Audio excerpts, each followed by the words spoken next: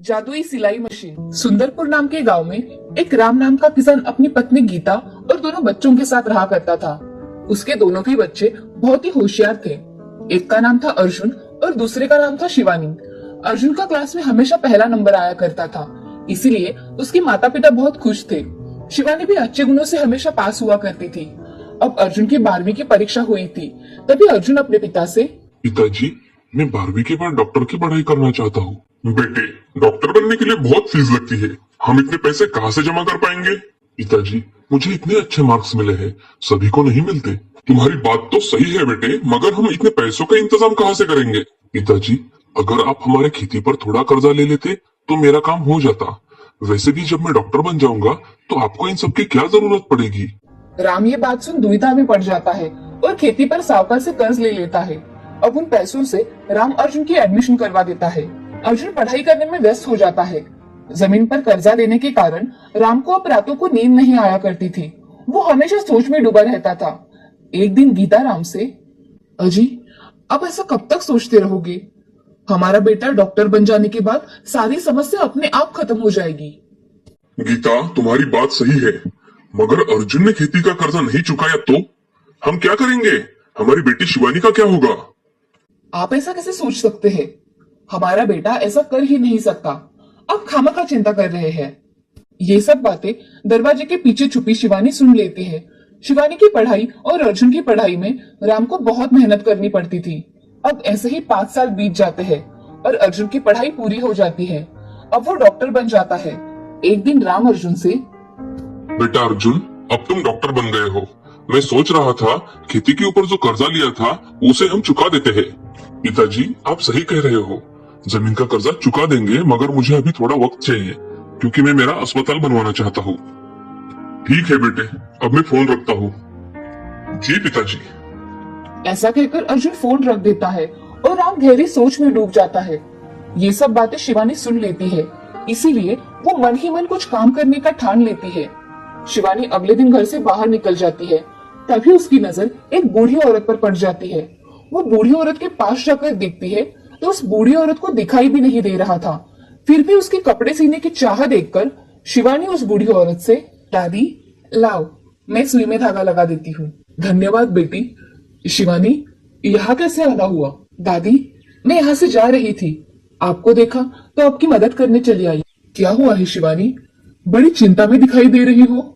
दादी, मुझे खुद से कुछ काम करना है और अपने बाबा की मदद करनी है। बूढ़ी औरत थोड़ा सोचकर शिवानी से कहती है, शिवानी, क्या तुम्हें सिलाई आती है? नहीं दादी, मुझे सिलाई नहीं आती और मेरे पास सिलाई मशीन भी तो नहीं है। अरे शिवानी, इसमें कौन सी बड़ी बात है? तुम्हें मैं सिलाई सिखा दूंगी और ये मेरी सिलाई मशीन तुम लेकर जाओ।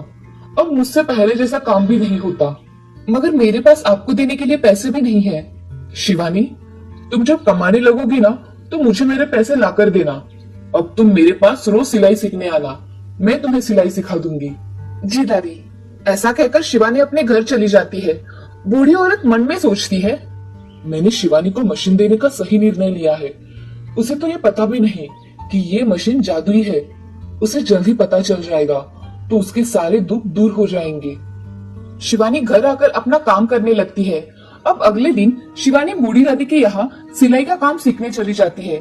दादी उसे सब काम निपुणता से सिखाती है। उसकी काम करने की चाह देख बूढ़ी दादी खुश हो जाती है। 8 दिनों बाद शिवानी सिलाई मशीन लेकर अपने घर चली जाती है। घर जाकर शिवानी भी ड्रेस सिलाती है। तभी उसके पास उसकी पड़ोसी कमला आ जाती है। कमला गीता से, अरे गीता, तुम्हारी शिवानी कपड़े सिलाती है क्या? हाँ, उसने अभी अभी सिलाई करना सीखा है। वो बहुत अच्छे कपड़े सिलाती है। मुझे भी एक ड्रेस सिलाना था मेरी बेटी के लिए। क्या शिवानी सिला देगी? हाँ देगी ना। आप उसके नाप का एक ड्रेस शिवानी को दे दीजिए, शिवानी सिलवा देगी। ठीक है। ऐसा कहकर कमला अपने घर चली जाती है। वो अपने बच्चे का ड्रेस लेकर शिवानी को दे देती है और शिवानी से, इस कपड़े का बहुत अच्छा ड्रेस बनाना, मेरी बेटी परी लगनी चाहिए। जी। ऐसा कहकर शिवानी उस ड्रेस को काटकर अच्छी तरह से ड्रेस बनाती है। वो ड्रेस इतना अच्छा बनता है कि उसकी सहेलियां भी उससे ड्रेस सिलाने के लिए आ जाती है। अब कुछ ही दिनों में शिवानी बहुत अच्छे से ड्रेस सिलने लगी थी। अब उसके पास थोड़े बहुत पैसे जमा हो जाते हैं। उन पैसों को लेकर शिवानी बूढ़ी औरत के पास चली जाती है। दादी, आप कहाँ हो? मैं यहाँ हूँ शिवानी, कमरे में। शिवानी कमरे में चली जाती है और बूढ़ी दादी को कुछ पैसे देकर कहती है, दादी, ये मैंने कुछ पैसे जमा किए हैं, ये लो सिलाई मशीन के पैसे, बाकी के बाद में दे दूंगी।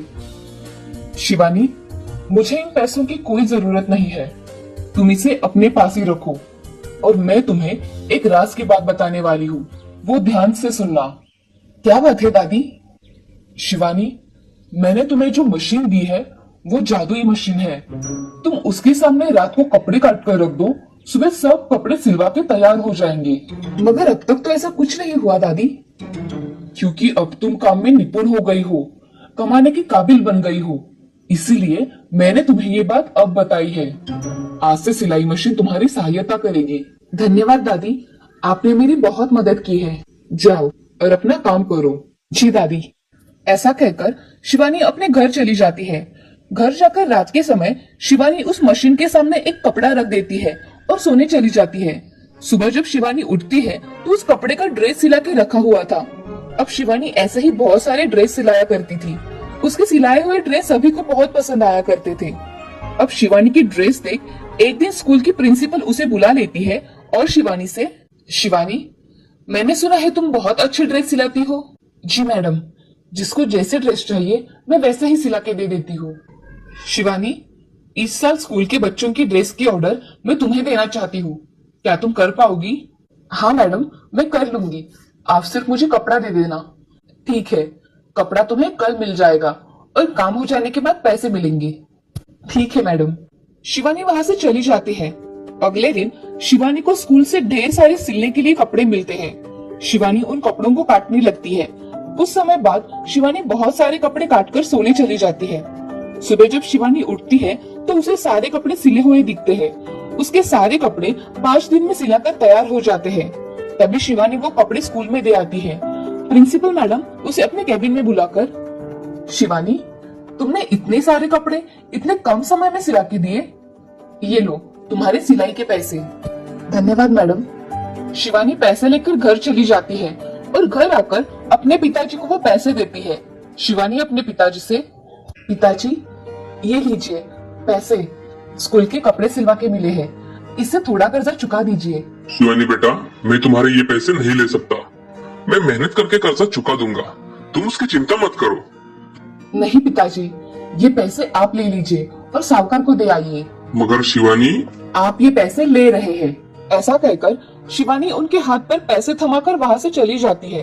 अब शिवानी अपने पिताजी का कर्जा चुका देती है और कुछ समय बाद अपना घर अच्छी तरह से सजाती है। उसके घर में सारी वस्तुएं थी जिसकी उन्हें जरूरत थी। ये सब देख सभी लोग आश्चर्यचकित हो जाते हैं। एक दिन अर्जुन घर आ जाता है। उसका घर देखकर वो खुद हक्का बक्का रह जाता है। उसका घर अब एक हवेली जैसा दिखाई देता है। तभी अर्जुन अपने पिताजी से, पिताजी, क्या ये हमारा घर है? हाँ अर्जुन, ये हमारा घर है, इसे शिवानी ने अपनी मेहनत से इतना बड़ा किया है। क्या शिवानी ने? हाँ अर्जुन, तुमने तो कठिन समय पर मुंह फेर लिया था, अब आए हो तुम, अब याद आई है तुम्हें हमारी। ये सब सुन अर्जुन को अपनी गलती का एहसास हुआ और उसने अपने पिताजी की माफी मांगी। पिताजी, मुझे माफ कर दीजिए। ठीक है अर्जुन, उठो, जो हुआ सो हुआ, अब आगे से ऐसा मत करना। ऐसा कहकर अर्जुन राम के गले लग जाता है और अपनी माँ की भी माफी मांगता है। इस तरह से जादुई सिलाई मशीन ने शिवानी की और उसके पिताजी की सहायता की। इस कहानी से हमें ये सीख मिलती है कि हमेशा मेहनत करनी चाहिए। मेहनत का फल हमेशा मीठा होता है। अगर काम करने की चाह हो तो रास्ता अपने आप दिखाई देता है।